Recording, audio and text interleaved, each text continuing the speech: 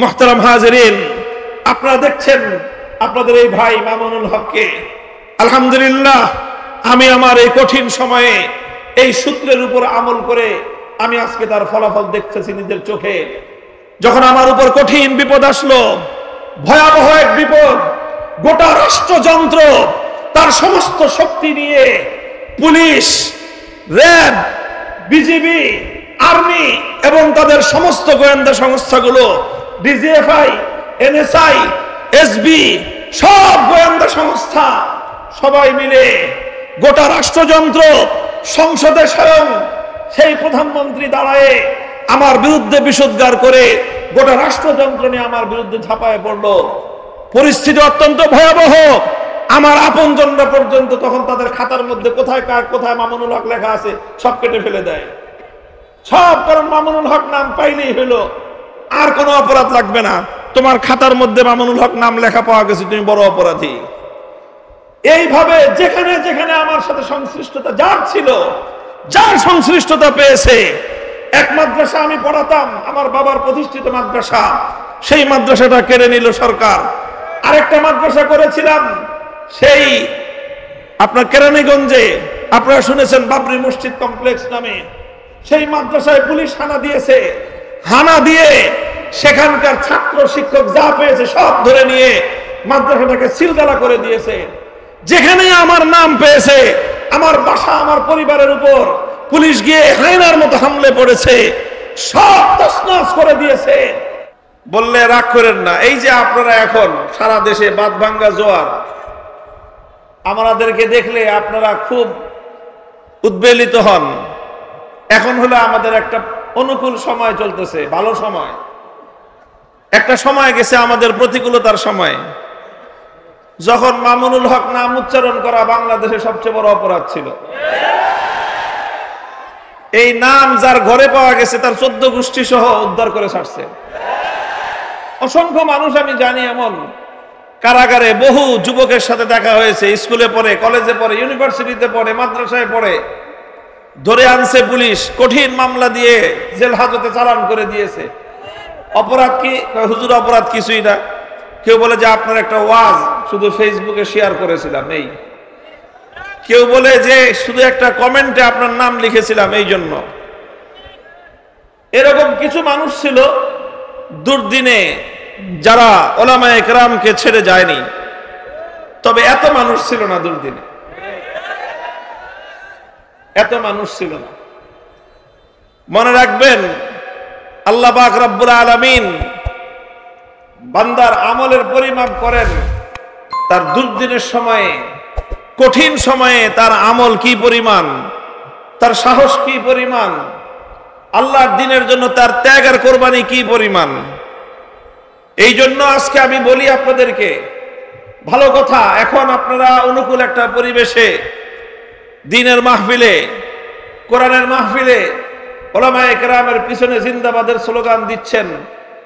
এটা এখন থেকে পাক্কা নিয়ত করেন যে আল্লাহ যদি আল্লাহ না করুক, আবার যদি কোনোদিন আমাদের উপর বিপদ আসে, আবার যদি কোনোদিন আল্লাহর দ্বীনের পথে কেউ বাধা সৃষ্টি করবার চেষ্টা করে, আবার যদি কেউ আল্লাহর দ্বীনের বিরুদ্ধে আল্লাহর জমিনে কোনো তৎপরতা পরিচালনা করে, অবস্থা যত ভয়াবহ আর যত প্রতিকূলতাই হোক না কেন, জান আর মালের কোনো তোয়াক্কা না করে আল্লাহর দ্বীনের হেফাজতের জন্য আবার মাঠে নেমে পড়ব। যারা এই ক্ষণস্থায়ী দুনিয়ার ক্ষমতা পেয়ে, যারা অল্প কিছুদিনের এই দুনিয়ার মসনদ পেয়ে, দুনিয়ার রাজ্য ক্ষমতা পেয়ে, দুনিয়ার রাষ্ট্র ক্ষমতা পেয়ে ভুলে যায় যে এরও বিপরীত কোনো অবস্থা হতে পারে, যারা সামান্য কিছুদিনের জন্য এই রাষ্ট্র ক্ষমতাকে হাতের মুঠোয় পেয়ে, রাষ্ট্র শক্তিকে নিজের হাতের মুঠোয় ব্যবহার করার সুযোগ পেয়ে ভুলে যায় যে তাদের আবার একদিন জনতার কাঠগড়ায় দাঁড় হতে পারে, দাঁড় হওয়া লাগতে পারে। যারা ভুলে যায় যে বাতাস সবসময় নিজের অনুকূলে থাকে না, তাদের কি ধরনের পরিণাম হতে পারে। হে পৃথিবীবাসী, বাংলাদেশের মানুষ আগামী 100 বছর পর্যন্ত শেখ হাসিনার পরিণাম দেখে শিক্ষা নিও, শিক্ষা গ্রহণ করে নিও। আমরা অনেক উপদেশ দিয়েছিলাম, অনেক কল্যাণকামিতার কথা বলেছিলাম, আমরা যত কল্যাণকামিতার কথা বলেছি আমাদেরকে তত বেশি প্রতিপক্ষ সাব্যস্ত করা হয়েছে। আমরা যত নসিহত করেছি আমাদেরকে তত শত্রু ভাবা হয়েছে। আমরা যতবার বলেছিলাম যে এভাবে আল্লাহর দ্বীনের বিরুদ্ধে, ইসলামের বিরুদ্ধে, ইসলামের মূল চিন্তা এবং চেতনাকে সমাজ থেকে ভুলুণ্ঠিত করবার এই পায়তারাগুলো বন্ধ করেন, আমরা যতই বলেছি বিষয়গুলোকে তারা আমাদের জন্য শত্রুতা পোষণ করে আমাদের বিরুদ্ধাচরণ করে গেছেন। মনে করেছিল যে এই ক্ষমতার মসনদ বুঝি আর কোনোদিন তার কাছ থেকে কেউ ছিনিয়ে নিতে পারবে না। মুহতারাম হাজিরিন, ফাআতাহুমুল্লাহু মিন হাইসু লাম ইয়াহতাসিবু, ফাআতাহুমুল্লাহু মিন হাইসু লাম ইয়াহতাসিবু। এরপরে আল্লাহ পাক রব্বুল আলামিন এমন ভাবে পাকড়াও করেছেন যে এইভাবে পাকড়াও হতে পারে কোনোদিন কল্পনাও করে নাই। 5ই আগস্ট সকালবেলাও বুঝে নাই যে কি হইতে যাইতেছে। 12 পদের তরকারি দিয়ে রান্না করেছিল দুপুরের খাবার। কয় পদ? চিন্তা করতে পারেন। অথচ 5ই আগস্টের আগে কমপক্ষে 1 থেকে 1,500 মানুষ বাংলাদেশের মাটিতে নির্মমভাবে হত্যা করা হয়েছে। টেকনাফ থেকে তেতুলিয়া পর্যন্ত ছাত্রদের, শিশুদের, মায়েদের রক্তে আল্লাহর জমিন রঞ্জিত। আর সেই জমিনের শাসক 12 পদ দিয়ে সেই রক্তের উপর দাঁড়িয়ে খাবার খাওয়ার জন্য রান্না করা খাবার আয়েশ মেরে, মৌজ মেরে, ফুর্তি করে খাবে, এই ধরনের মানসিকতা সম্পন্ন শাসক ছিল এই মাটিতে। আমাদের কথাগুলো ভুল হলে বলেন যে হ্যাঁ এই কথাটা আমরা ভুল বলেছি, অন্যায় বলেছি। গণভবনে 5ই আগস্ট দুপুরের রাবার খাবারের মেনু কি ছিল সেটা তালাশ করেন, দেখেন, এরপরে বলেন। আমি আর কিছু বলতে চাই না, শুধু এতটুকু বলতে চাই, যেই জনপদে এক প্রান্ত থেকে আরেক প্রান্ত পর্যন্ত লাশের গন্ধে ভরে গেছে গোটা দেশ, যেই জনপদের হাজার হাজার মানুষ পঙ্গুত্ব বরণ করে হাসপাতালের বিছানায় গুলো কাতরাচ্ছিল, যেই জনপদের মানুষ ঘরে পর্যন্ত মায়ের কোলে, বাবার কোলে সন্তানগুলি বিদ্ধ হয়ে শহীদ হচ্ছিল, যেই জনপদের মানুষ নিজের ঘরের মধ্যে নিরাপদে বসবাস করতে পারছিল না, যেই জনপদের মানুষ এভাবে গোটা দেশের মানুষ যখন রক্তের স্রোতে ভাসছিল, সেই জনপদের শাসক তখন এই আয়েশি খাবার খাবার আয়োজন করতে পারে। কতটা মানুষের প্রতি, দেশের প্রতি, জাতির প্রতি দায়িত্ব জ্ঞানহীন হলে কাজ করা সম্ভব।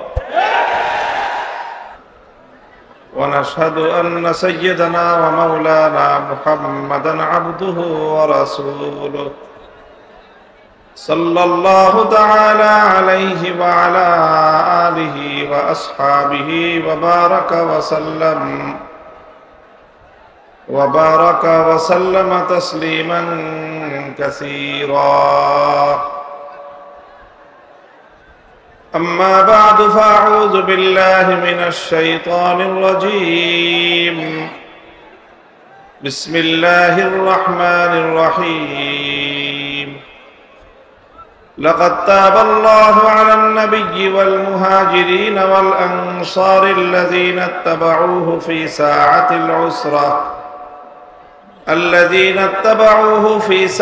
العسرة من بعد ما كاد يزيغ قلوب فريق منهم ثم تاب عليهم إنه بهم رؤوف رحيم. وعلى الثلاثة الذين خلفوا حتى إذا ضاقت عليهم الأرض بما رحبت وضاقت عليهم أنفسهم وظنوا أن لا ملجأ من الله إلا إليه ثم تاب عليهم ليتوبوا إن الله هو التواب الرحيم. يا أيها الذين آمنوا اتقوا الله وكونوا مع الصادقين. صدق الله العظيم. محترم হযরত সদরে জলসা, উপস্থিত হযরত উলামায়ে কেরাম, সম্মানিত আমার মুরব্বী সাহেবান, সমবেত ইসলাম প্রিয়, কোরআন প্রেমিক, নবী প্রেমিক, তাওহীদি মুসলমান ভাই ও বন্ধুগণ, বাংলাদেশের অন্যতম প্রাচীন ইসলামী শিক্ষার প্রাণকেন্দ্র জামিয়া হুসাইনিয়া মুজাফফরুল উলুম মাদ্রাসার আজিমুস-শান বার্ষিক মাহফিলে আল্লাহ আমাদেরকে সমবেত হওয়ার তৌফিক দিয়েছেন। এই জন্য রব্বে করিমের দরবারে কালেমাতুশ শুকরের হাদিয়া পেশ করি আলহামদুলিল্লাহ। আপনারা হযরত উলামায়ে কেরামের কাছ থেকে সারাদিন ধরেই ওয়াজ এবং বয়ান শুনতেছেন। আমি আজকে আপনাদের সম্মুখে শুধুমাত্র হাজির হয়েছি হাজিরা দেওয়ার জন্য, আপনাদের সাথে দেখা সাক্ষাৎ করার জন্য। গতকালকে মাগরিবের নামাজ আদায় করেছি পবিত্র মসজিদুল হারামে। মসজিদে হারামে মাগরিবের নামাজ পড়ে রওনা করেছি। এরপর থেকে এখন পর্যন্ত শুধুমাত্র সফরের উপরে আছি, চলাচলের উপরে আছি। শারীরিকভাবে খুবই ক্লান্ত। তো শুধুমাত্র আপনাদের এই ঐতিহাসিক এই মুরাদনগর মাদ্রাসার এবং এই অঞ্চলের ধর্মপ্রাণ মুসলমানদের সাথে সাক্ষাতের জন্য এবং বিশেষ করে আপনাদের এই এলাকার মানুষের, গণমানুষের, সর্বশ্রেণীর মানুষের প্রিয় ভাজন, আপনাদের জনপ্রিয় নেতা জনাব মোফাজ্জল হোসেন কায়েকোবাদ ভাইজান অনেক অনুরোধ করে বলেছেন যেন কোনোভাবে এখানে আমি উপস্থিত হই ইত্যাদি কারণে আল্লাহ পাক রব্বুল আলামিন সুযোগ করে দিয়েছেন। এই জন্য শুধু আপনাদের সাথে সাক্ষাৎ করার উদ্দেশ্যে আমি এখানে হাজির হয়েছি। দুই একটি কথা আমি আপনাদের সম্মুখে আরজ করব। কোরআনে পাকের সূরাতুত তাওবা থেকে 3টি আয়াত আমি আপনাদের সম্মুখে তেলাওয়াত করেছি। এই আয়াতগুলোর শানে নুজুল তথা এই আয়াতগুলো কি জন্য নাজিল হয়েছিল, কোন প্রেক্ষাপটে অবতীর্ণ হয়েছিল, এটা মাদ্রাসার উলামায়ে কেরাম এবং যারা কোরআনে পাক নিয়ে পড়াশোনা করেন তাদের সকলেরই জানা আছে। খুব সংক্ষেপে যদি বলি, রাসূল সাল্লাল্লাহু আলাইহি ওয়াসাল্লামের জীবনের সর্ববৃহৎ যেই জিহাদ ছিল, সবচেয়ে বড় সংখ্যক বিপুল পরিমাণ সেনাবাহিনী নিয়ে, সৈনিকদেরকে নিয়ে, মুজাহিদিনদেরকে নিয়ে আল্লাহর নবী যে যুদ্ধ পরিচালনা করেছেন এবং আল্লাহর নবীর জীবনের সর্বশেষ যুদ্ধ সেটা হলো তাবুকের জিহাদ, তাবুক যুদ্ধ। যেই যুদ্ধটা ছিল পৃথিবীর তৎকালীন সুপার পাওয়ার রোম সাম্রাজ্যের বিরুদ্ধে। সেই যুদ্ধে কয়েকটা বিষয় ব্যতিক্রম ছিল। একটা বিষয় হলো অনেক দূরে যেতে হবে, অনেক দূরত্বের সফর। দ্বিতীয় বিষয় ছিল যে সময়টা ছিল অত্যন্ত কঠিন, প্রচন্ড গরম, একেবারে সাংঘাতিক যে গরমের মৌসুম। এই প্রচন্ড গরমের মৌসুমে মরুভূমির পথ পাড়ি দিয়ে শত শত মাইল দূরে জিহাদের জন্য যেতে হবে। তো দূরত্ব একটা কঠিন ছিল, ফ্যাক্ট একটা জটিলতা ছিল। তীব্র গরম এটা আরেকটা সমস্যা ছিল। তৃতীয় আরেকটা সমস্যা ছিল এই জিহাদের মধ্যে অংশগ্রহণকারীদের জন্য, সেটা হলো যে এমন একটা সময় এই জিহাদের ডাক এসেছিল যখন মদিনার সকল সাহাবায়ে কেরাম আর্থিকভাবে টাকা পয়সার দিক থেকে তারা সংকটে ছিলেন। যারা কৃষি কাজ করেন তারা বিষয়টা ভালো বুঝবেন। কৃষকরা মাঠে ফসল ফলায়, তো ফসল ফলাইতে তাদের অনেক ইনভেস্ট করতে হয়, বীজ কিনতে হয়, সার কিনতে হয়, এটা সেটা করতে হয়। এগুলো করতে থাকে কৃষক। একটা পর্যায়ে তার হাতে যা টাকা পয়সা থাকে সব শেষ হয়ে যায়, কিন্তু তখনও ফসল গোলায় উঠাইতে আরো সময় বাকি। তখন কি করে? তখন খরচ করে, বিভিন্ন জায়গা থেকে ঋণ করে, সংসার চালায় বাকিতে, বাকি দোকানদারের কাছ থেকে বাকি খায়।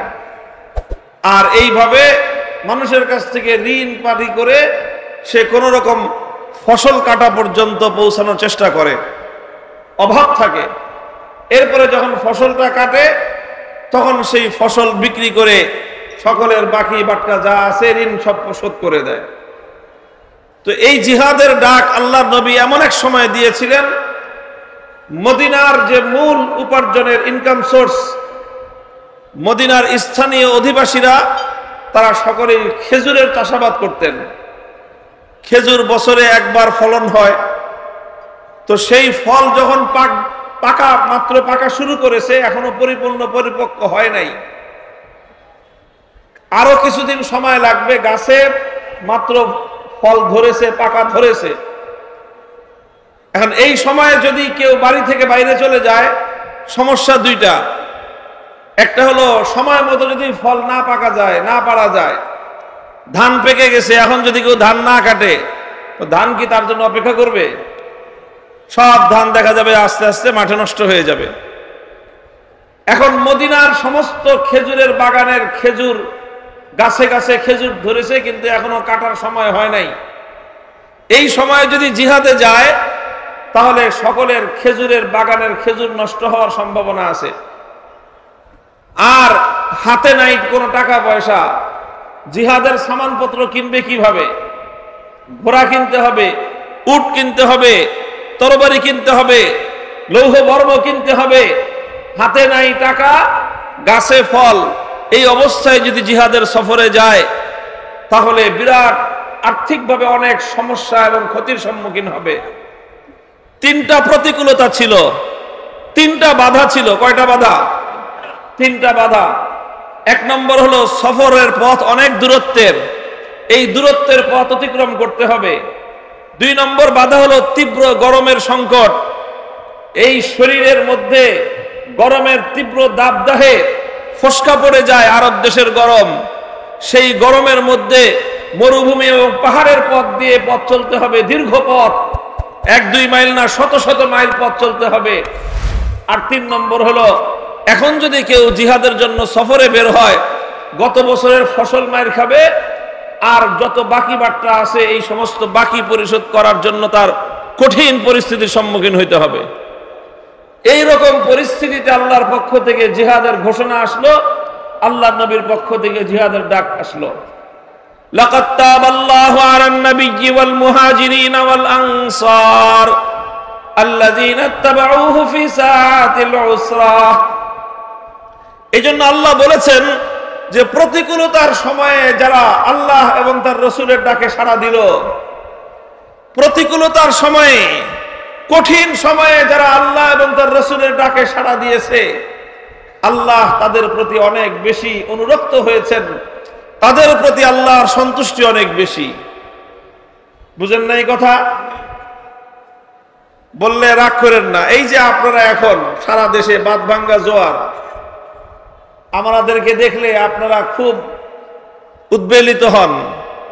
এখন হলো আমাদের একটা অনুকূল সময় চলতেছে, ভালো সময়। একটা সময় গেছে আমাদের প্রতিকূলতার সময়, যখন মামুনুল হক নাম উচ্চারণ করা বাংলাদেশে সবচেয়ে বড় অপরাধ ছিল।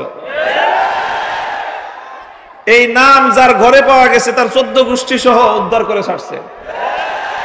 অসংখ্য মানুষ আমি জানি এমন, কারাগারে বহু যুবকের সাথে দেখা হয়েছে, স্কুলে পড়ে, কলেজে পড়ে, ইউনিভার্সিটিতে পড়ে, মাদ্রাসায় পড়ে, ধরে আনছে পুলিশ, কঠিন মামলা দিয়ে জেল হাজতে চালান করে দিয়েছে।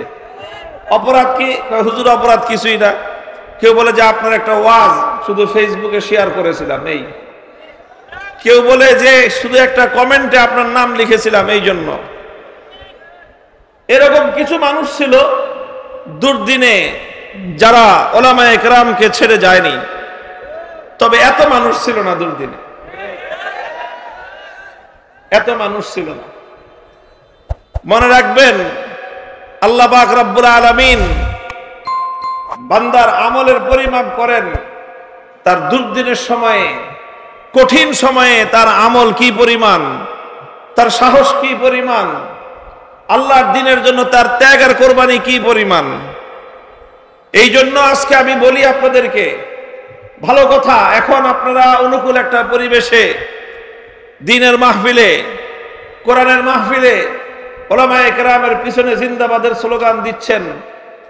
এটা এখন থেকে পাক্কা নিয়ত করেন যে আল্লাহ যদি আল্লাহ না করুক, আবার যদি কোনোদিন আমাদের উপর বিপদ আসে, আবার যদি কোনোদিন আল্লাহর দ্বীনের পথে কেউ বাধা সৃষ্টি করবার চেষ্টা করে, আবার যদি কেউ আল্লাহর দ্বীনের বিরুদ্ধে আল্লাহর জমিনে কোনো তৎপরতা পরিচালনা করে, অবস্থা যত ভয়াবহ আর যত প্রতিকূলতাই হোক না কেন, জান আর মালের কোনো তোয়াক্কা না করে আল্লাহর দ্বীনের হেফাজতের জন্য আবার মাঠে নেমে পড়ব।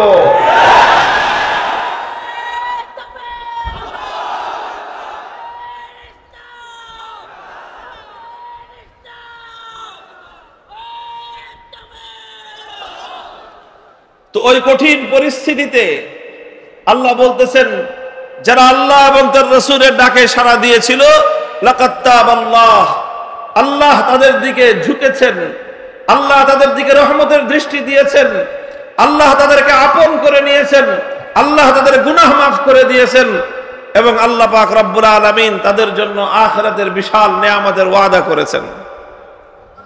এটা হলো একটা মূল ঘটনা।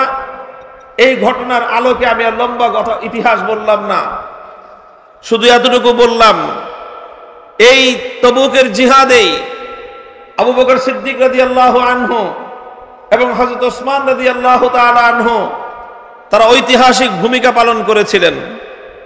একটা ঘটনা আমরা সকলেই জানি, আবু বকর সিদ্দিক এবং ওমর ফারুক রাদিয়াল্লাহু আনহুমা আল্লাহর রাস্তায় সদকা করার জন্য দান করতে গিয়ে তারা প্রতিযোগিতায় লিপ্ত হয়েছিলেন।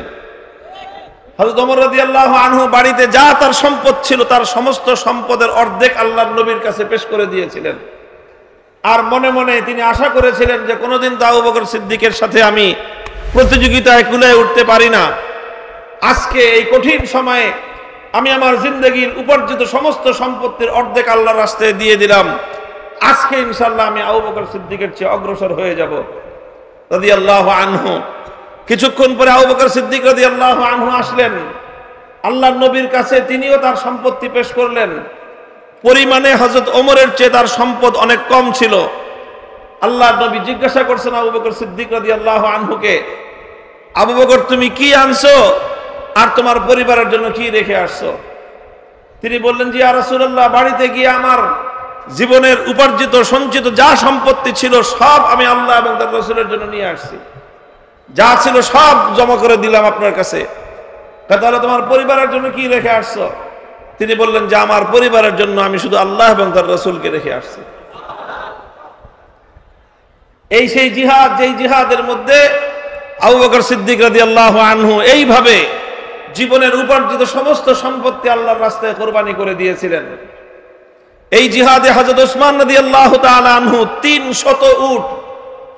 300 উট এবং এই উটগুলো বোঝাই করা যত মাল, 300 উট তার পিঠ ভর্তি বোঝাই করা মালামাল সহ জিহাদের জন্য আল্লাহর নবীর কাছে তিনি হাওয়ালা করে দিয়েছেন, আল্লাহর রাস্তায় তিনি দান করে দিয়েছেন।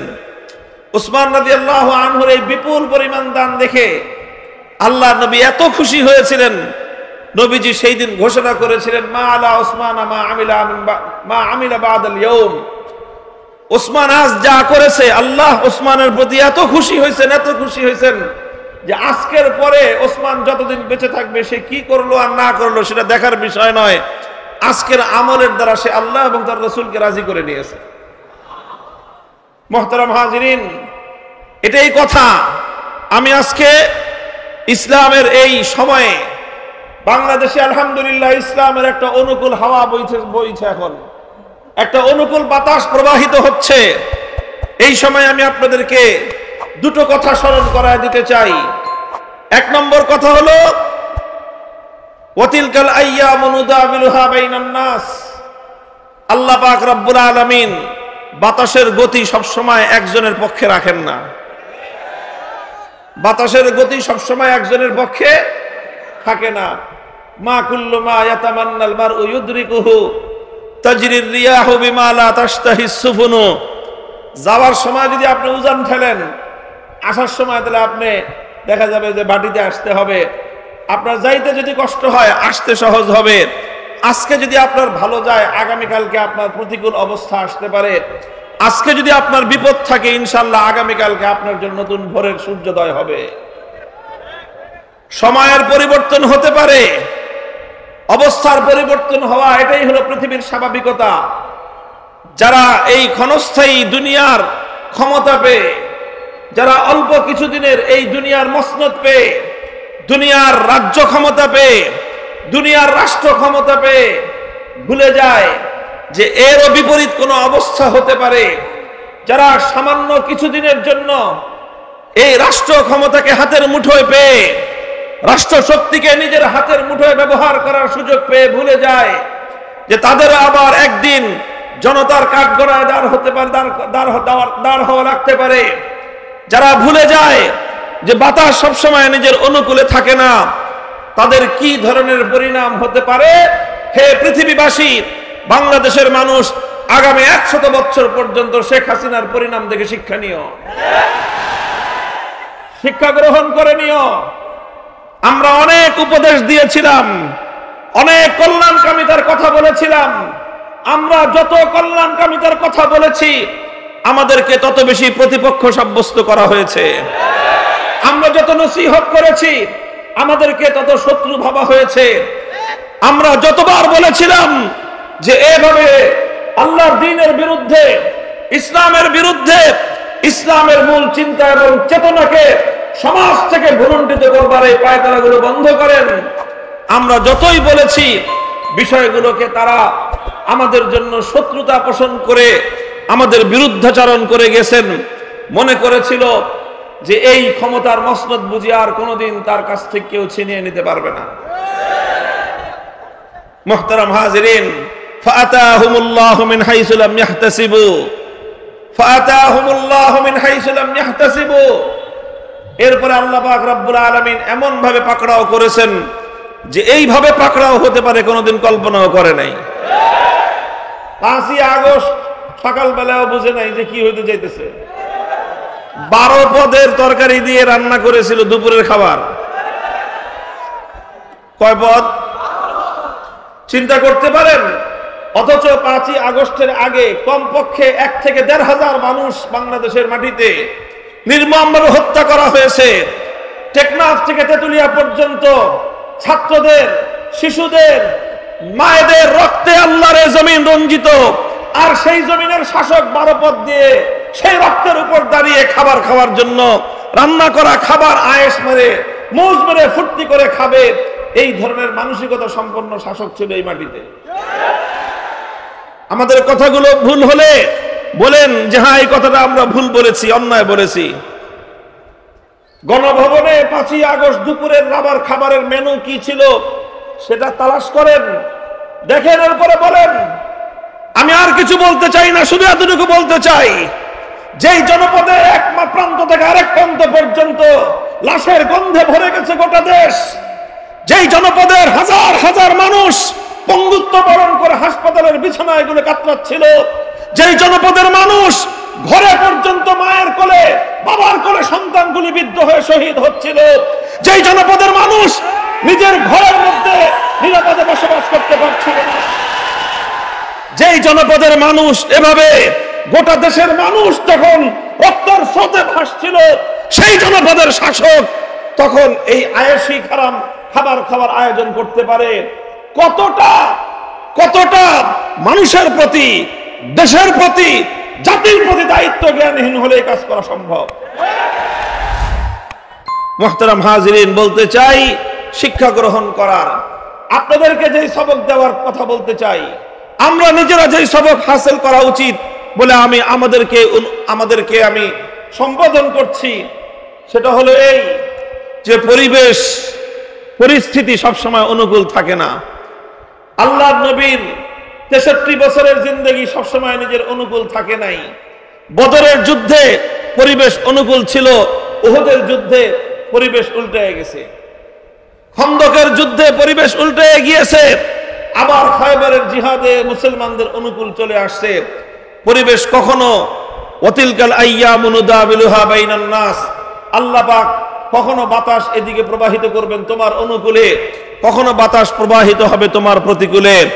আমাদের জন্য শিক্ষা হলো এই, আল্লাহ না করুন, আল্লাহর দ্বীনের জন্য যে কোনো কঠিন পরিস্থিতিতে, যে কোনো প্রতিকূল পরিবেশে, যে কোনো দুর্দণ্ড প্রতাপশালী যে কোনো শাসকের মুখে যে কোনো অত্যাচারী জালিমের বুলেটের বুকের সামনে যে কোনো অন্যায়কারী যে কোনো খোদাদ্রোহী শক্তি তাগুতের মোকাবেলায় সিনা টান করে আবু সাঈদের মতো দাঁড়িয়ে থাকতে হবে কেবলমাত্র আল্লাহর জন্য, কেবলমাত্র আল্লাহর দ্বীনের জন্য।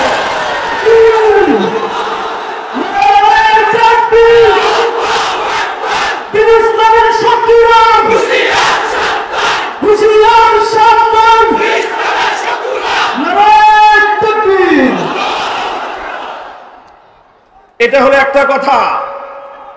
2 নম্বর কথা হলো এই, জিসকা জিতনা হো কুরবানি উতনি খুদা কি মেহেরবানি। বিপদের সময়ে দুর্দিনে ইসলামের যারা বন্ধু, সুদিনের বন্ধুদের চেয়ে তাদের মূল্য অনেক বেশি।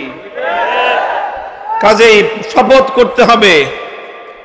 যখন মক্কা বিজয় হয়ে গেল, মক্কা বিজয় হয়ে গেল, যেই মক্কা থেকে, যে মক্কার অধিবাসীরা 13 বছর পর্যন্ত ইসলামকে ধ্বংস করার পায়তারা চালিয়েছে, আল্লাহর নবী তাদের অত্যাচারে উৎপীড়নে মক্কা থেকে মক্কা ছেড়ে চলে যেতে বাধ্য হলেন, মদিনায় গিয়ে আশ্রয় নিলেন।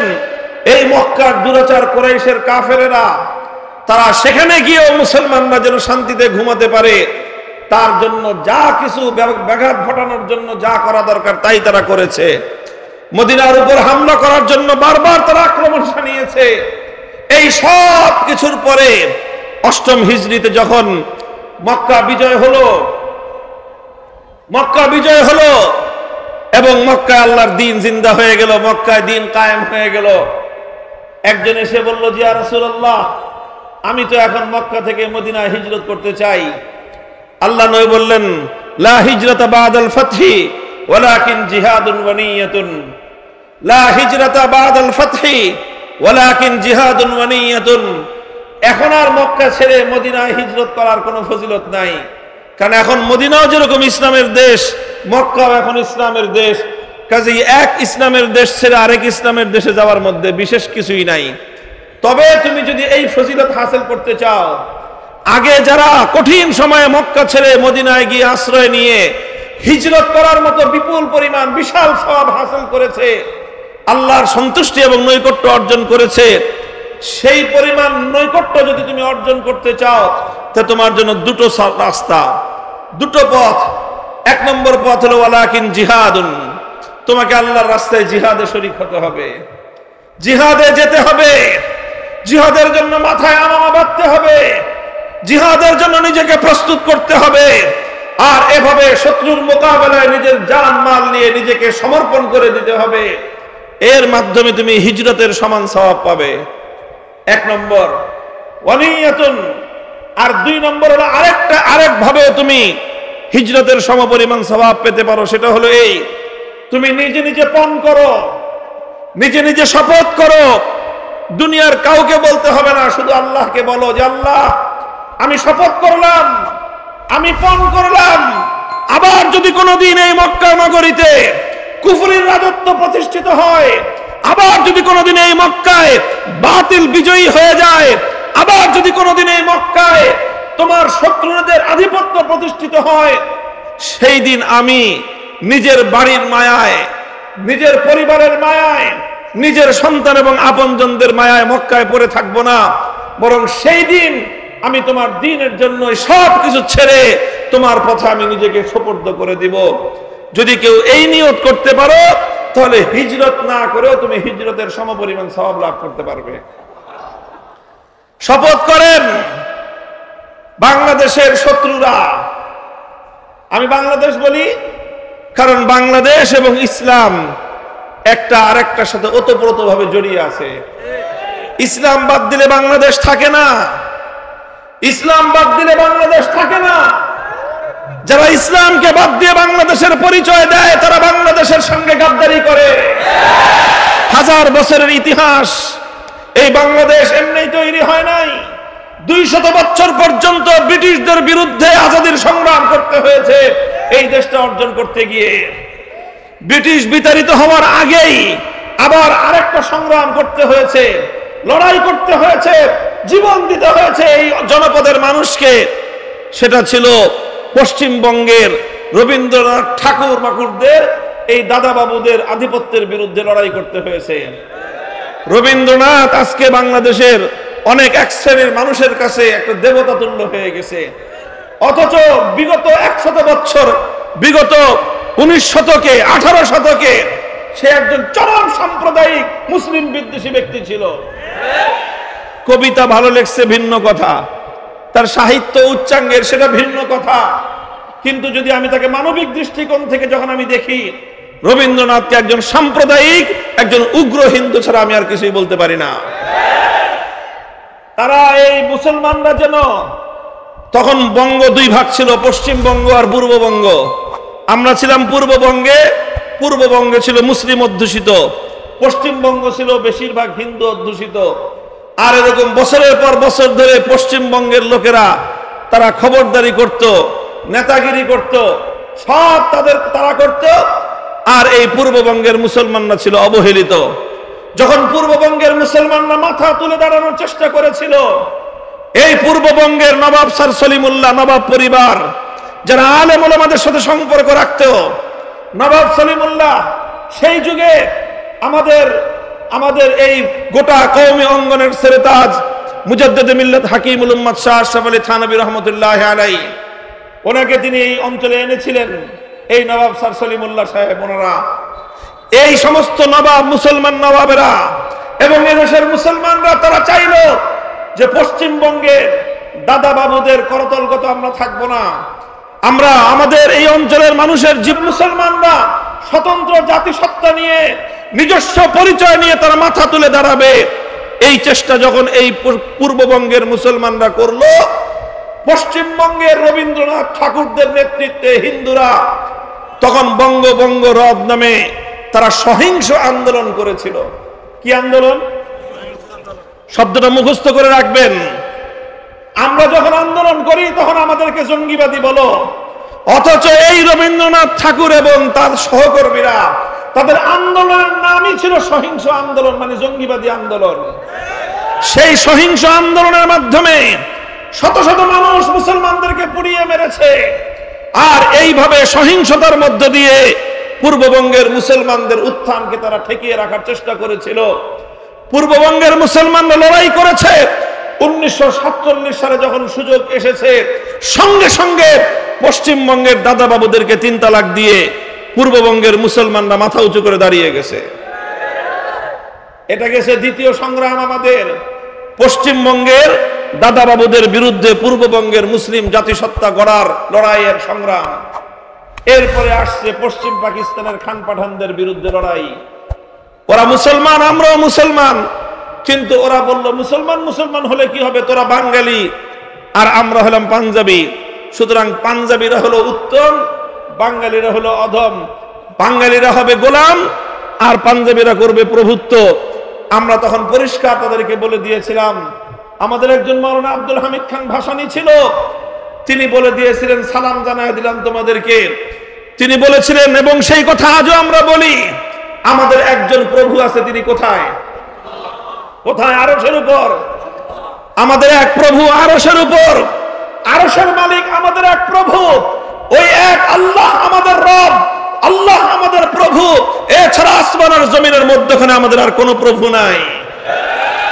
কেউ যদি আমাদের দিকে ভ্রাতৃত্বের হাত বাড়িয়ে দেয়, আমরাও তাকে ভাই হিসেবে গ্রহণ করতে প্রস্তুত, কিন্তু কেউ যদি আমাদের দিকে প্রভুত্বের হাত বাড়িয়ে দিতে চায়, আমরা দরিদ্র হতে পারি, দুর্বল হতে পারি, আমাদেরকে দুর্বল ভেবে আমাদের উপর যারা প্রভুত্ব করতে আসে, এ জাতির ইতিহাস হলো সেই প্রভু বনে যাওয়া মাখলুকের হাত ভেঙে আমরা গুড়িয়ে দেই। সেই ইতিহাস আলহামদুলিল্লাহ 2024 সালে বাংলাদেশের বাচ্চা ছেলেরা দেখিয়ে দিয়েছে। আবার এদেশে তোমরা প্রভুত্ব স্থাপন করতে চেয়েছিলে, তোমরা তোমাদের প্রভুত্ব বাস্তবায়ন করতে চেয়েছিলে, এদেশে 4 কোটি ছাত্র জনতাকে তোমরা অপমান করেছিলে। তোমাদের গুটি কয়েক এই অভিজাত পরিবারের সন্তানদেরকে বাদ দিয়ে গোটা বাংলাদেশের খেটে খাওয়া মেহনতি শ্রমিক মজদুরদের সন্তানদেরকে, স্কুল কলেজ মাদ্রাসা ইউনিভার্সিটির সন্তানদেরকে তোমরা তুচ্ছ তাচ্ছিল্য করেছিলে, রাজাকারের বাচ্চা বলে গালি দিয়ে গোটা বাংলাদেশকে তোমরা অপমান করেছিলে। মনে রাখবেন এই শিক্ষাটা আমাদের এখান থেকেই। আমাদের দিকে যদি কেউ বন্ধুত্বের হাত বাড়ায়, ভ্রাতৃত্বের হাত বাড়ায়, আমরা তাদেরকে ভ্রাতৃত্বের আদরে, ভ্রাতৃত্বের আলিঙ্গনে আমরা তাদেরকে আবদ্ধ করে নেই।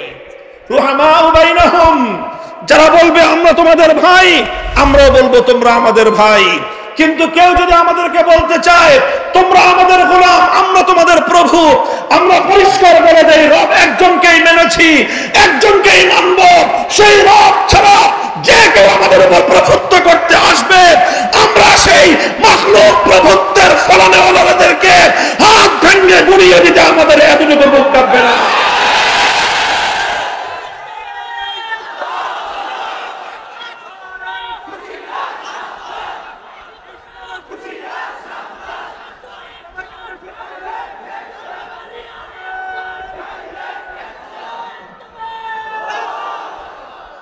মুহতারাম হাজরিন, এই দুইটা কথা বললাম এই প্রসঙ্গে। সর্বশেষ কথা আমার, ওয়ালা সালাসাতিল্লাযীনা খুল্লিফু হাত্তা ইযা দাকাত আলাইহিমুল আরদু বিমা রাহুবাত ওয়া দাকাত আলাইহিম আনফুসুহুম ওয়া যান্নু আল্লা মালজাআ মিনাল্লাহি ইল্লা ইলাইহি সুম্মা তাবা আলাইহিম লিয়াতুবু ইন্নাল্লাহা হুয়াত তাওয়াবুর রহিম। এই জিহাদের মধ্যে কিছু মুনাফিকরা বাটপারি করেছিল। মুনাফিকরা তারা যুদ্ধে যায় নাই, জিহাদে যায় নাই, ধোঁকাবাজি করেছে, প্রতারণা করেছে, ছল চাতুরির আশ্রয় নিয়েছে। ছল চাতুরির আশ্রয় নিয়ে মিথ্যা অজুহাত দাঁড় করিয়ে তারা ইসলামের পক্ষে জিহাদে অংশগ্রহণ করে নাই। অর্থাৎ তারা শুধু ইসলামের নামে মধু খাবে, কিন্তু ইসলামের নামে রক্ত দিবে না। এই সুবিধাবাদী চরিত্র ইসলামের মধ্যে গ্রহণযোগ্য নয়। শুধু ইসলামের নামে হালুয়া খাইবা আর ইসলামের জন্য রক্ত দেওয়ার প্রশ্ন আসলে তুমি বলবা তুমি যাও, আমি নাই। এই সকল চরিত্র ইসলাম গ্রহণ পছন্দ করে না। ইসলাম বলে যখন সুবিধা আসবে সকলে মিলেমিশে ভোগ করব, রক্ত দেওয়ার যখন প্রয়োজন হবে তখন আমরা প্রতিযোগিতামূলক ভাবে জিহাদের সামনের কাতারে দাঁড়ানোর জন্য আমরা প্রতিযোগিতায় লিপ্ত হব। তিনজন মুসলমান যারা ভেজাল মুসলমান ছিলেন না, যারা পিওর মুসলমান ছিলেন, খালেস মুসলমান, সাহাবী ছিলেন, কিন্তু তারা ঘটনা চক্রে জিহাদে যেতে সক্ষম হন নাই। জিহাদ থেকে তারা পিছনে রয়ে গেছেন। আল্লাহর পক্ষ থেকে যখন জিজ্ঞাসা করা হলো আল্লাহর নবীর মাধ্যমে, তোমরা কেন জিহাদে যাও নাই, তারা অকপটে স্বীকার করলেন যে ইয়া রাসূলুল্লাহ, আমাদের ভুল হয়ে গেছে, আমরা যেতে পারি নাই, আমাদের আসলে কোনো ওজর ছিল না। তারা মিথ্যা অজুহাত দাঁড় করার নাই, সত্য কথা বলেছেন। সত্য কথা বলে নিজেদের দোষ স্বীকার করে নেওয়ার কারণে আল্লাহর পক্ষ থেকে প্রথম তাদেরকে বলা হলো, ঠিক আছে, তোমরা যেহেতু কোনো কারণ ছাড়া জিহাদ থেকে পিছনে ছিলে, কোনো অজুহাত ছাড়া, কোনো ওজর ছাড়াই জিহাদ থেকে তোমরা বিরত থেকেছো, কাজে এই জন্য তোমাদের কিছুদিন শাস্তি ভোগ করতে হবে। তোমরা অপেক্ষা করো, আল্লাহর পক্ষ থেকে যতদিন পর্যন্ত তোমাদের ব্যাপারে নতুন ফয়সালা না আসবে ততদিন পর্যন্ত তোমরা অপেক্ষমান থাকো। 50 দিন পর্যন্ত তারা অপেক্ষমান থাকলেন। কতদিন? 50 দিন। এই তিনজন সাহাবী, সংক্ষেপ কথা, তিনজন সাহাবী, তাদের মধ্যে দুজন ছিলেন বয়োবৃদ্ধ আর একজন ছিলেন নওজওয়ান। দুইজন ছিলেন কি? বয়োবৃদ্ধ, একটু বয়স্ক, আর একজন ছিলেন যুবক। বয়োবৃদ্ধ যেই দুইজন ছিলেন তাদের দুজনের নাম, একজনের নাম হলো হিলাল ইবনে উমাইয়া, আর একজনের নাম হলো মুরারা ইবনে রবি'। আর যিনি নওজওয়ান ছিলেন তার নাম ছিল মালিক, কাব ইবনে মালিক রাদিয়াল্লাহু আনহু। কাব ইবনে মালিক রাদিয়াল্লাহু আনহু, কাব ইবনে মালিক যুবক, অর্থবিত্তশালী মানুষ, কিন্তু যে কোনো কারণে একটু অবহেলা করতে করতে, গাফলতি করতে করতে জিহাদে যাওয়া হয় নাই। যখন আল্লাহর নবীর সামনে তিনি এই তার অজুহাত নাই, অজুহাত ছাড়া জিহাদে যায় নাই, ওজর ছাড়াই জিহাদ থেকে বিরত থেকেছেন, এই বিষয়টা যখন সামনে চলে আসলো, আল্লাহর পক্ষ থেকে ওনার উপরে পানিশমেন্ট চলে আসলো। অনেকেই তখন ওনাকে বুদ্ধি দিয়েছিলেন যে কাব, তুমি এক কাজ করো, তুমি গিয়ে আল্লাহর নবীর সামনে মিথ্যা অজুহাত দাঁড় করো, মিথ্যা ওজর পেশ করো, তাহলে হয়তো তোমাকে মাফ করে দিবেন। কাব ইবনে মালিক রাদিয়াল্লাহু আনহু তখন দেখলেন যে মদিনাতে যারা জিহাদে যায় নাই তাদের মধ্যে দুই শ্রেণীর মানুষ। এক শ্রেণীর মানুষ জিহাদে যায় নাই কিন্তু মিথ্যা অজুহাত দাঁড় করায় তারা কোন রকমে পাশ কাটায় গেছে। আর দুজন মানুষ এমন আছে যারা মিথ্যা অজুহাত দাঁড় করায় নাই, সত্য কথা বলে বিপদের সম্মুখীন হয়ে গেছে। কাব ইবনে মালিক রাদিয়াল্লাহু আনহু তখন দেখলেন, তুলনা করলেন যে কোন লোকগুলো কেমন, যারা নানা রকম অজুহাত দাঁড় করায়, অজুহাত তৈরি করে, মিথ্যা অজুহাত দিয়ে যারা নিজেদেরকে রক্ষা করে নিল তারা কেমন। লক্ষ্য করে দেখলেন সবগুলো হলো মুনাফিক, বাটপার। আর যেই দুইজন সত্য কথা বললেন, কোন মিথ্যা অজুহাত দিলেন না, লক্ষ্য করে দেখলেন রজুলানি সালিহাইনি শাহিদা বাদরান, রজুলাইনি সালিহাইনি শাহিদা বাদরান, তারা দুজন নেককার মানুষ এবং তারা দুজন এমন বদরের যুদ্ধে অংশগ্রহণকারী আল্লাহ নবীর প্রিয় সাহাবী। তখন কাব ইবনে মালিক রাদিয়াল্লাহু আনহু একটা সিদ্ধান্ত নিয়েছিলেন, যা করে আল্লাহ, এই দুই হুজুরের সাথে আমি আছি, এবার যা হয় আল্লাহ ভালো পরিণাম করবেন, আমি বাটপারদের সাথে থাকবো না। খেয়াল করে বুঝবেন, আপনি যখন কোনো দ্বিধায় পড়ে যাবেন, কোন দ্বিধাদ্বন্দ্বে পড়ে যাবেন, তখন কিভাবে সিদ্ধান্ত নেবেন।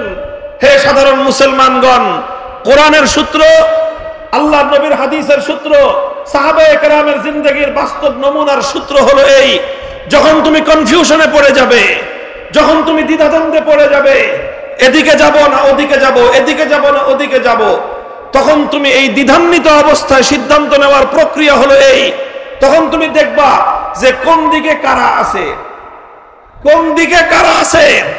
তুমি যখন তাকায় দেখবা, একদিকে মুহিবুল্লাহ বাবুনগরী, একদিকে আল্লামা জুনায়েদ বাবুনগরী, তুমি যখন তাকায় দেখবা একদিকে আল্লামা নূর হোসেন কাসেমী, তুমি যখন তাকায় দেখবা একদিকে এরকম হক্কানি উলামায়ে কেরাম, আর অপর দিকে তাকায় দেখবা সব বাটপাড়ার সিটার, তখন তুমি চোখটা বন্ধ করে বাটপারদের দল ত্যাগ করে, ধোঁকাবাজদের দল ত্যাগ করে আল্লাহ ওয়ালা নেককারদের সঙ্গে থাকবা, তোমার পরিণাম ভালো হবে। মুহতারাম হাজিরিন, আপনারা দেখছেন আপনাদের এই ভাই মামুনুল হককে। আলহামদুলিল্লাহ, আমি আমার এই কঠিন সময়ে এই সূত্রের উপর আমল করে আমি আজকে তার ফলাফল দেখতেছি নিজের চোখে। যখন আমার উপর কঠিন বিপদ আসলো, ভয়াবহ এক বিপদ, গোটা রাষ্ট্রযন্ত্র তার সমস্ত শক্তি নিয়ে, পুলিশ, র্যাব, বিজিবি, আর্মি এবং তাদের সমস্ত গোয়েন্দা সংস্থাগুলো, ডিজিএফআই, এনএসআই, এসবি, সব গোয়েন্দা সংস্থা সবাই মিলে গোটা রাষ্ট্রযন্ত্র, সংসদে স্বয়ং সেই প্রধানমন্ত্রী দাঁড়ায় আমার বিরুদ্ধে বিষোদ্গার করে গোটা রাষ্ট্রযন্ত্র নিয়ে আমার বিরুদ্ধে ঝাঁপায় পড়লো। পরিস্থিতি অত্যন্ত ভয়াবহ। আমার আপনজনরা পর্যন্ত তখন তাদের খাতার মধ্যে কোথায় কার কোথায় মামুনুল হক লেখা আছে সব কেটে ফেলে দেয়, সব। কারণ মামুনুল হক নাম পাইলেই হলো, আর কোনো অপরাধ লাগবে না, তোমার খাতার মধ্যে মামুনুল হক নাম লেখা পাওয়া গেছে, তুমি বড় অপরাধী। এইভাবে যেখানে যেখানে আমার সাথে সংশ্লিষ্টতা যার ছিল, যার সংশ্লিষ্টতা পেয়েছে, এক মাদ্রাসা আমি পড়াতাম, আমার বাবার প্রতিষ্ঠিত মাদ্রাসা, সেই মাদ্রাসাটা কেড়ে নিল সরকার। আরেকটা মাদ্রাসা করেছিলাম সেই আপনার কেরানীগঞ্জে, আপনারা শুনেছেন বাবরি মসজিদ কমপ্লেক্স নামে, সেই মাদ্রাসায় পুলিশ হানা দিয়েছে। হানা দিয়ে সেখানকার ছাত্র শিক্ষক যা পেয়েছে সব ধরে নিয়ে মাদ্রাসাটাকে সিলগালা করে দিয়েছে। যেখানে আমার নাম পেয়েছে, আমার বাসা, আমার পরিবারের উপর পুলিশ গিয়ে হায়নার মতো হামলে পড়েছে, সব তছনছ করে দিয়েছে। এই পরিস্থিতিতে কি করতে পারি, এটা ছিল আমার সামনে অত্যন্ত কঠিন এক প্রশ্ন। একটা কঠিন ভয়াবহ এক বিপদের সম্মুখীন আমি হয়েছিলাম। কিছুটা নমনীয় হয়ে তাদের সঙ্গে তালে তাল মিলে কোনোভাবে নিজেকে সেভ করে নিব না কি করব, এই ধরনের পরিস্থিতিতে যখন আমি পড়লাম, তখন দেখলাম যে তিনজনের ব্যাপারে ঠিক একই রকম কঠিন কর্মপন্থা সরকারিভাবে গ্রহণ করা হয়েছে। কয়জন? ঠিক সেই তিনজন। আমার কোরআনের সেই আয়াতের কথা মনে পড়লো যে এখানে -3 ফর্মুলা 2011 না 111 ছিল কি -2 ফর্মুলার কথা শুনছেন 111-এ, আর 2021 সালে ছিল -3 ফর্মুলা। হেফাজতে ইসলামের তিনজনকে মাইনাস করো। 1 নম্বর আল্লামা জুনায়েদ বাবুনগরী, 2 নম্বর আল্লামা নূর হোসেন কাসেমি, আর একটা হলো অদম আমি মামুনুল হক। এই তিনজনকে মাইনাস করো, -3 ফর্মুলা। -3 ফর্মুলায় ফেলে আমার 2 বুজুর্গকে শহীদ করে দেওয়া হয়েছে। আল্লামা নূর হোসেন কাসেমি রহমতুল্লাহ আলাইহির মৃত্যু স্বাভাবিক মৃত্যু ছিল না, রহস্যজনক মৃত্যু। আল্লামা জুনায়েদ বাবুনগরী রহমতুল্লাহ আলাইহির মৃত্যু স্বাভাবিক মৃত্যু ছিল না, রহস্যজনক মৃত্যু। এই 2 জনকে তারা জানে খতম করেছে, আর আমাকে এমন ভাবে খতম করতে চেয়েছে যাতে এই দেশে আমি আর কোনোদিন মানুষের সামনে মুখ তুলে দাঁড়াতে না পারি। -3 ফর্মুলার উপর তারা শুরু করলো কাজ। কঠিন পরিস্থিতিতে আমি দেখলাম যে আল্লাহর কি খাস মেহেরবানি, আমাদের এই 3 জনকে মাইনাস করার এই পুরো সিস্টেমটা ওই 3 সাহাবীর সাথে মিলে যায়। ওখানেও 3 জন, 2 জন বৃদ্ধ ছিলেন আর একজন যুবক। আমি তাকায় দেখলাম যে আমার সামনে যে 2 জন, তারা 2 জন বৃদ্ধ, আমি একজন যুবক। তো চিন্তা করলাম যা করে আল্লাহ, যে পথে আল্লামা নূর হোসেন কাসেমি, যেই পথে আল্লামা জুনায়েদ বাবুনগরী গেছেন, ওই পথে থাকার মধ্যে আমার জন্য কামিয়াবি আছে। কমর বেঁধে থাকলাম ওই রাস্তার উপর। হয়তো 3টা বছর আমাকে কষ্ট করতে হয়েছে, হয়তো 3টা বছর নিদারুণ কষ্টে রাত এবং দিনগুলোকে কাটাতে হয়েছে, হয়তো অনেক রাত চোখের অশ্রুতে ভাসাতে হয়েছে, হয়তো অনেক দিন বুকের গঙ্গানি আর দীর্ঘ শ্বাসে আমাদের রাত আর দিনগুলো পার হয়েছে। কিন্তু আলহামদুলিল্লাহ অবশেষে 3 বছরের পর সেই প্রভাত এসেছে, নতুন সূর্যের উদয় হয়েছে এবং আলহামদুলিল্লাহ জুলুমের অবসান হয়েছে, অত্যাচারী জালিমেরদের এমন পরিণাম হয়েছে যে আমাদেরকে তো মাইনাস করেছে, আমরা দেশেই ছিলাম, আর আল্লাহর পক্ষ থেকে এমন মাইনাস হয়েছে 14 গোষ্ঠী সহ দেশের সীমানার বাইরে। লাভ হবে না, এই দেশে আর আসতে পারবেন না, কোনো লাভ হবে না। ট্রাম্পের ছবি নিয়ে আসবেন, এই ট্রাম্প আর বাইডেনের ছবি নিয়ে একবার আসছিলেন, এদেশের মানুষ বাইডেনকেও খায় নাই, ট্রাম্পকেও খাবে না। জুলুমের হিসাব দিবেন। প্রায় 1600 উপরে সর্বশেষ পরিসংখ্যান অনুযায়ী 1650 তাগড়া তাগড়া যুবক ছেলেদেরকে, কচি কচি প্রাণ ছেলে মেয়েদেরকে গুলি করে নির্মমভাবে হত্যা করেছে। এই 1650 আমাদের সন্তানদের হত্যাকাণ্ডের বিচার হবে। যদি কেউ বিচারে গরিমসি করে তাহলে তাকেও এই দেশের মানুষ ক্ষমা করবে না। বিগত 100 বছরে বাংলার এই মাটিতে এত বড় জালেম, এত বড় ভয়াবহ নির্যাতন, জুলুমের স্টিমরোলার বাংলার মানুষের উপর কোন স্বৈরশাসক চালায় নাই। মুহতারাম হাজিরিন, এভাবে সিদ্ধান্ত নিবেন। যখন দোদুল্যমানতায় পড়ে যাবেন, দ্বিধাদ্বন্দ্বে পড়ে যাবেন, কনফিউশনে পড়ে যাবেন, তখন দেখবেন কোন পথের সামনে কারা আছে। যেখানে দেখবেন আল্লাহ ওয়ালারা আছে, যেখানে দেখবেন নেককাররা আছে, যেখানে দেখবেন সৎ মানুষগুলো আছে, আর কিছু বুঝে না আসলেও সৎ মানুষদের সাথে থাকবেন, ভালো মানুষদের সঙ্গে থাকবেন। ইয়া আইয়ুহাল্লাযীনা আমানুত্তাকুল্লাহ ওয়া কুনু মা'আস সাদিকিন। আল্লাহ বলেছেন তুমি সৎ লোকদের সাথে থাকো, দুনিয়াতেও আমি তোমাকে কামিয়াবি দান করব। ফাদখুলি ফি ইবাদি ওয়াদখুলি জান্নাতি। জান্নাতের মধ্যে আমি সৎ মানুষদের জামাতে বদ্ধ করে তোমাকে জান্নাতে পৌঁছে দেব। থাকবেন তো ইনশাআল্লাহ? দেখেন, আমার বিরুদ্ধে ওদের মূল ক্ষোভের জায়গাটা ছিল এইটাই যে আমি এই 2022 সাল জুড়ে একটা ওয়াজ করতাম সব জায়গায়। আপনাদের এখানে আমি সেই ওয়াজ করেছি, আপনাদের কারো মনে থাকার কথা। আমি বলেছিলাম তাদের ষড়যন্ত্র হলো আলেম সমাজ থেকে দেশের সাধারণ মানুষকে বিচ্ছিন্ন করা। আমি বলেছিলাম রাজনীতি করেন ভালো কথা, এমন রাজনীতি করবেন না যে রাজনীতি করতে গেলে আলেমদের সঙ্গে দূরত্ব অবলম্বন করতে হয়।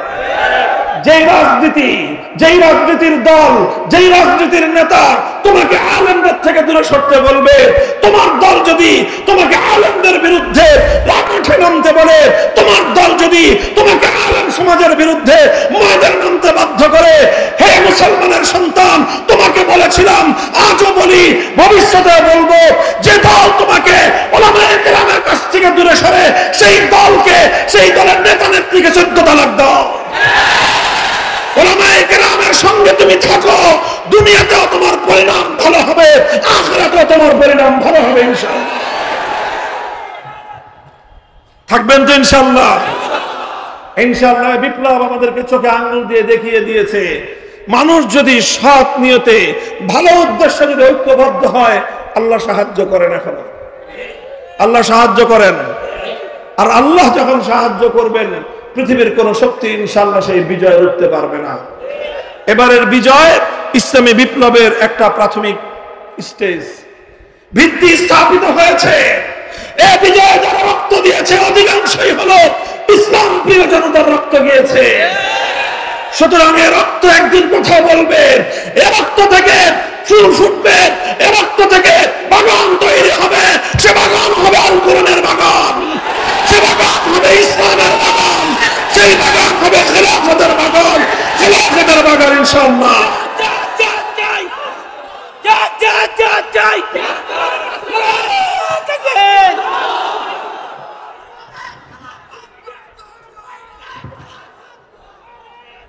আল্লাহ কবুল করেন, তৌফিক দান করেন। আমার জন্য দোয়া করবেন, আমি যেন যে কথাগুলো বললাম এই কথার মধ্যে যেন কোনো লৌকিকতা না থাকে। শুধু মানুষকে শোনানোর জন্য, মানুষকে দেখানোর জন্য কোনো কথা, কোনো কাজ যেন আল্লাহ আমার দ্বারা না নেন। যা বলি, যা করি, সেটা যেন আল্লাহর সন্তুষ্টির জন্য, আল্লাহর দ্বীনের কল্যাণের জন্য হয়। আমাকে যেন আল্লাহ পাক রব্বুল আলামিন ভুল পথ থেকে রক্ষা করেন, সঠিক পথে যেন আল্লাহ আমাকে ইস্তেকামতের সাথে, দৃঢ়তার সাথে জীবনের শেষ মুহূর্ত পর্যন্ত অটল অবিচল থাকার তৌফিক দান করেন। আল্লাহ যেন আমাকে আফিয়াতের সাথে রাখেন। ওয়াসাল্লাল্লাহু তাআলা আলা খায়রি খালকিহি মুহাম্মদ ওয়া আলা আলিহি ওয়া আসহাবিহি আজমাইন। সুবহানাল্লাহি ওয়া বিহামদিহি, সুবহানাকাল্লাহুম্মা বিহামদিকা, আশহাদু আল্লা ইলাহা ইল্লা আনতা, আস্তাগফিরুকা ওয়া আতুবু ইলাইক।